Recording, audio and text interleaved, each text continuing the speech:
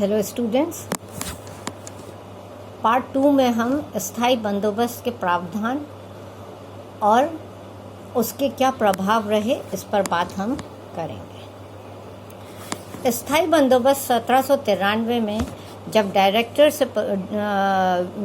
England में director से जब परमिशन मिल गई, स्वीकृति मिल गई, तो उसके बाद कंपनी ने इसको बंगाल, बिहार, उड़ीसा, बाद में बनारस और उत्तरी सरकार में भी इसे 10 वर्ष के लिए लागू कर दिया था। अब स्थायी बंदोबस्त का परिणाम यह रहा कि भारत में जमींदारों की एक नए वर्ग की सृष्टि हुई थी जो अंग्रेजों के समर्थक के रूप में उभर करके सामने आए थे। इस बंदोबस्त के द्वारा या इस व्यवस्था के द्वारा अब जमींदारों को स्थायी रूप से भूमि के पट्टे दे दिए गए थे। जमींदारों को लगान की निश्चित रकम का लगभग 89% कंपनी को देना होगा, यह निश्चित किया गया था। न्यायालय की स्वीकृति के बिना अब राज्य लगान की दरों में वृद्धि नहीं कर सकता था। जमींदारों के द्वारा लिए जाने वाले या जमींदारों से जो कर लिए जाते थे, अब वे सारे कर समाप्त कर दिए गए। जमींदारों को सरकारी लगान का लगभग 11% का हिस्सा प्राप्त होता था और यह 11% का हिस्सा उनके स्वयं के आय मानी जाती थी। अब जमींदारों के जो जितने भी न्यायिक अधिकार थे वे सब समाप्त कर दिए गए थे। चौथा पॉइंट हम लें तो जमींदारों को रैयतों के साथ संबंध रखने में स्वतंत्र कर दिया गया था, यानी कि वे अब उनसे किस प्रकार के संबंध रखेंगे ये उनके जमींदारों के ऊपर निर्भर करता था। परंतु साथ ही में उनको यह भी आदेश कर दिया गया था कि वे अपने रैयतों को यानी कि किसानों को पट्टे जारी करेंगे जिसमें दोनों पक्षों के संबंध, पारस्परिक संबंधों का स्पष्ट उल्लेख होगा। इन पट्टों में उल्लेखित जो शर्तें हैं, अगर उनका उल्लंघन किया गया तो कृषकों को यह अधिकार दे दिया गया था कि वे न्यायालय में इसके विरुद्ध अपील कर सकते हैं। इन पट्टे की अवधि जो थी वह 10 वर्ष के लिए रखी गई थी। तो इस प्रकार से इस व्यवस्था ने जमींदारों को कृषकों के साथ में एक स्वतंत्र रूप से स्थापित स्वतंत्र संबंध बना दिए थे और उनको कुछ स्पष्ट स्वतंत्र अधिकार भी दे दिए गए। जब तक जमींदार, पांचवा हम इसका अगर प्रावधान लें तो इसके अकॉर्डिंग यह निश्चित कर दिया गया था कि जब तक जमींदार भू राजस्व की निश्चित रकम अंग्रेजों के राजकोष में जमा कराता रहेगा तब तक उसको भूमि के अधिकारों से वंचित नहीं किया जा सकता है। अन्यथा अगर नहीं वह जमा कराता है जो रकम, मतलब कि 89% जो उसका सरकार का हिस्सा था, अगर वह नहीं जमा करा पाता है तो सरकार भूमि को हस्तगत करने या फिर उसको नीलाम करने का स्वतंत्र अधिकार रखती थी। इस प्रकार जमींदारों पर अंग्रेजों ने अपना अधिकार कायम रखा था। एक स्पष्ट वर्ग की तो उन्होंने नियुक्ति करी ही थी, पर उन पर अपना अधिकार कायम रखा था। इस व्यवस्था से सरकार पर क्या प्रभाव पड़ा, जमींदारों पर क्या प्रभाव पड़ा और कृषकों पर क्या प्रभाव पड़ा, हम इस पर बात करेंगे। यह व्यवस्था सरकार के लिए तो लाभकारी ही रही, क्योंकि अब सरकार की आय जो थी वह बिल्कुल निश्चित हो गई थी। अब उनको यह फिक्र करने की ज़रूरत नहीं थी कि उनको राजस्व वसूली करनी है या उनके राजकोष में कितना राजस्व जमा हो रहा है। उनका जो अब रकम थी वह निश्चित हो गई थी और इस निश्चित रकम के अकॉर्डिंग, यानी कि 89% जमींदार अगर उस उपज का जमा करा रहा है तो वे एक निश्चिंतता की ज़िंदगी अंग्रेज बिता सकते थे। तो कंपनी की आय अब निश्चित हो गई थी और सरकार को 1765 में ही भू राजस्व जो था वह 1,470,000 पाउंड से के करीब प्राप्त हुआ था। 1765 में। और इसके पश्चात जब इनकी आय का लेखा जोखा करा गया तो 1765 के पश्चात आय जो थी वह इससे करीब करीब दुगनी राजकोष में जमा हुई थी, यानी कि भू राजस्व इसका दुगना। मतलब आप जब हम बात कर रहे हैं कि 1,04,70,000 तो इसका मतलब इससे ज़्यादा ही उनको प्राप्त हुई थी। सॉरी, 1 लाख नहीं, 14 लाख, 14,70,000। अगर 14,70,000 का भू राजस्व 1765 में था तो इसका मतलब ये है कि दुगनी यानी कि करीब करीब 30 लाख के अंग्रेजों की राजकोष में जमा होना प्रारंभ हो गया था। दूसरा, अब कृषि उत्पादन के साथ भू व्यापार में भी वृद्धि होना निश्चित था, यानी कि इससे संबंधित कृषि से संबंधित जितने भी व्यापार थे उन व्यापार की वृद्धि होना भी अब निश्चित था, जिससे कि उनकी आय, अंग्रेजों की आय बढ़ेगी ही बढ़ेगी। तीसरा, कंपनी को सबसे ज़बरदस्त जो फ़ायदा हुआ था कि उनके पक्ष में जमींदार वर्ग एक तगड़ा समर्थक बन करके अब सामने आया था, क्योंकि जब जमींदारों की आय भी निश्चित हो गई थी तो जमींदार वर्ग अंग्रेजों के पक्षकार के रूप में या उनके समर्थन में पूर्ण रूप से समर्थन में तैयार वर्ग खड़ा था।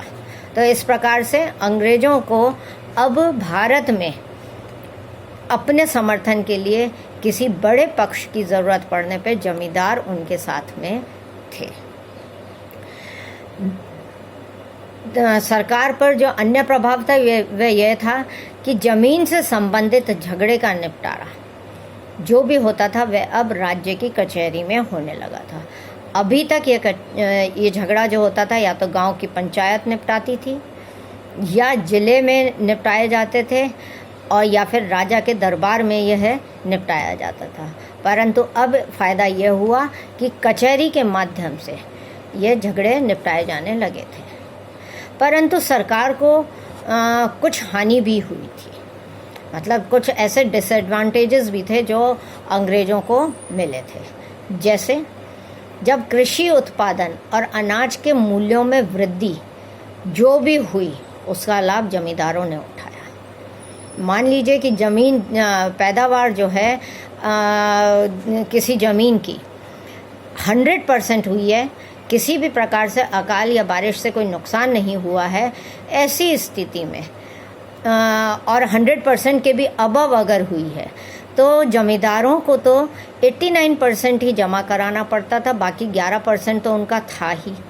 अब अगर उत्पादन में वृद्धि हुई है तो इस उत्पादन की वृद्धि का लाभ जो था वह जमींदारों को मिलता था, ना कि कृषकों को। अनाज के मूल्य में भी वृद्धि थी तो उसका लाभ जमींदार ही उठा रहे थे, न कि अंग्रेज लोग। फिर ये कि इस बंदोबस्त में कर बढ़ाने का कहीं भी प्रावधान नहीं था। वह निश्चित कर दिया गया था कि 89% जो राजस्व है वह राजकोष में ही जमा होगा, तो कर नहीं बढ़ा सकते थे। जबकि कंपनी ने इसको लागू करने का जो मुख्य उनका उद्देश्य था वह यह था कि वेलेज़ली ने लगातार युद्ध करके अंग्रेज़ों ने लगातार जब साम्राज्य विस्तार किया और युद्ध किए, उससे उनका राजकोष खाली हो चुका था और कंपनी को बहुत ज़बरदस्त आर्थिक हानि हुई थी। ऐसी स्थिति में अंग्रेज़ों को किसी भी प्रकार से कर बढ़ाने का प्रावधान नहीं था, इसलिए वे उस निश्चित 10 साल के लिए उस निश्चित रकम को ही राजकोष में ले सकते थे। नेक्स्ट हम बात करेंगे कि जमींदारों को इससे क्या जमींदारों पर इसका क्या प्रभाव पड़ा। जमींदार वर्गों को अब भू स्वामित्व प्राप्त हो गया था। वह स्वयं ही स्वयं अभी तक जो भू राजस्व जमा करा रहे थे और अन्य प्रकार के जो कर भी अंग्रेज़ों को दे रहे थे, अब उन करों से इन जमींदारों को मुक्त कर दिया गया था। ऐसी स्थिति में अब जमींदार लोग एक निश्चिंत हो गए थे कि उनको सिर्फ लगान वसूल करने का ही कार्य करना है। दूसरा, जब अगर अनाज की कीमत बढ़ी और कृषि उत्पादन अधिक हुआ, उसका लाभ भी जमींदारों को ही मिला था।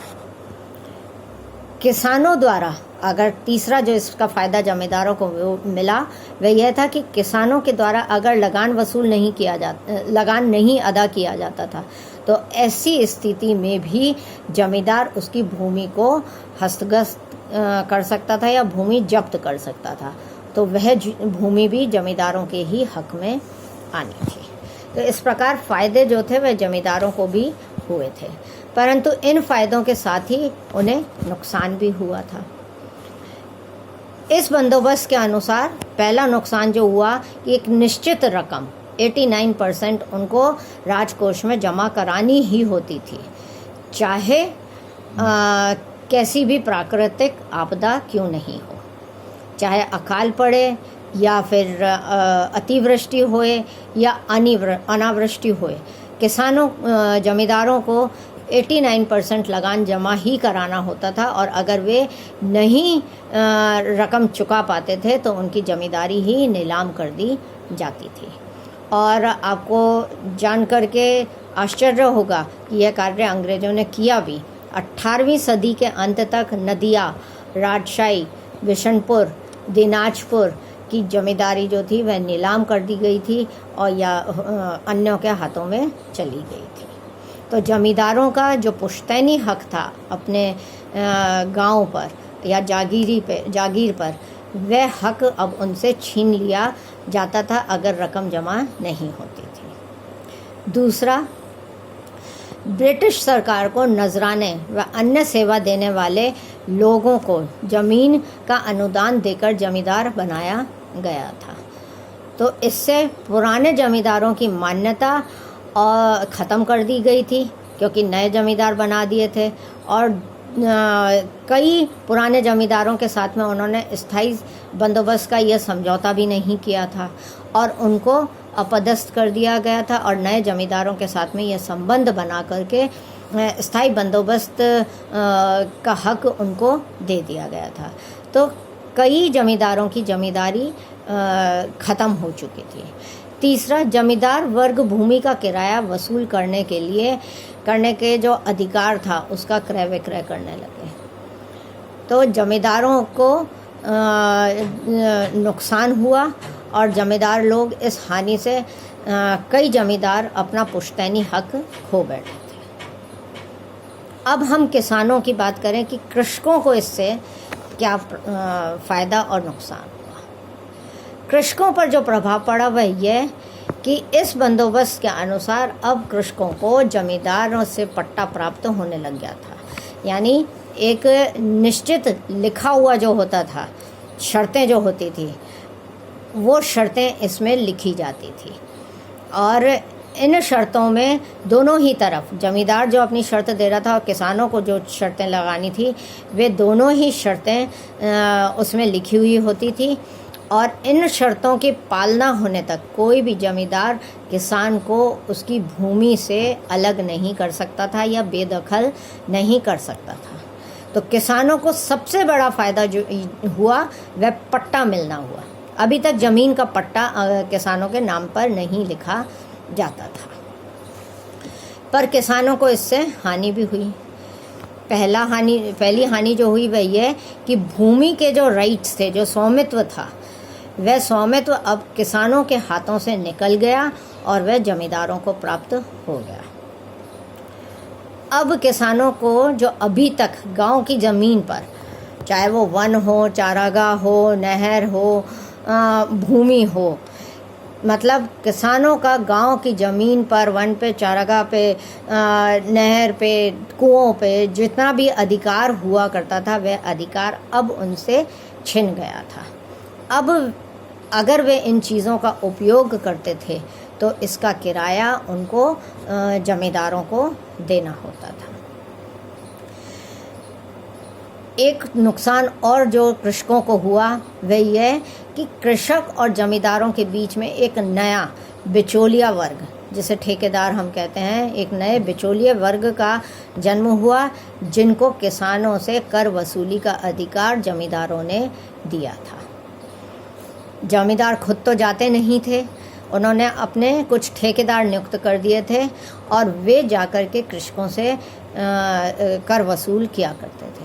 तो इस तरह से इन बिचौलियों से कृषकों के शोषण का एक नया दौर शुरू हुआ और इससे साहूकार वर्ग का जन्म हुआ।